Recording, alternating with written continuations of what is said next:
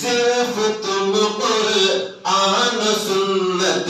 پر عمل کرتے رہو، صرف تم قرآن و سنت پر عمل کرتے رہو، پر عمل کرتے رہو، صرف تم قرآن و سنت پر عمل کرتے رہو، پر عمل کرتے رہو، اس طرح فردوس میں جانا بہت آسان ہے، اس طرح فردوس میں جانا بہت آسان ہے، جن کے گھر میں کوئی بچہ حافظ قرآن ہے، حافظ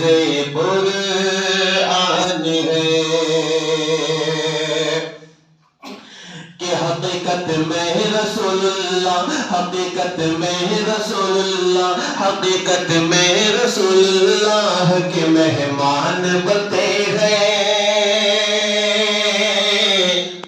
حقیقت میں رسول اللہ کے مہمان بنتے ہیں، حقیقت میں رسول اللہ کے مہمان بنتے ہیں، حقیقت میں رسول اللہ کے مہمان بنتے ہیں، حقیقت میں رسول اللہ کے مہمان بنتے ہیں، یہاں کے مدرسے میں،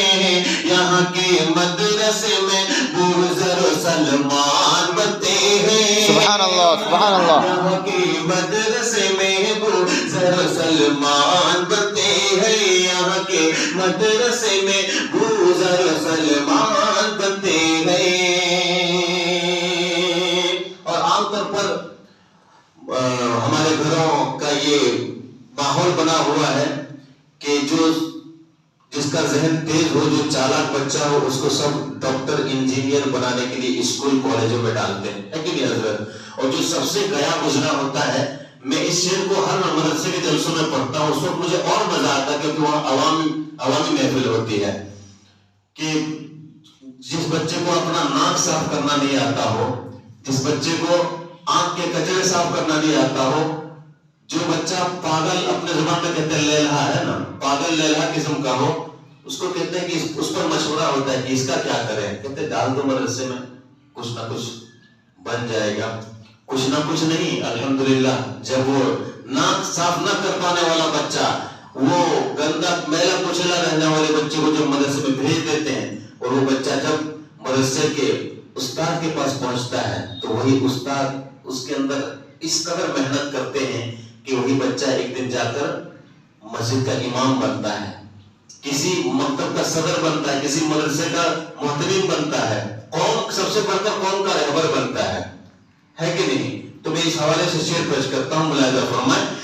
کہ ذرا دیکھو مدرس کے نرالے کارنامے کو، سبحان اللہ سبحان اللہ سبحان اللہ، ذرا دیکھو مدرس کے نرالے کارنامے کو،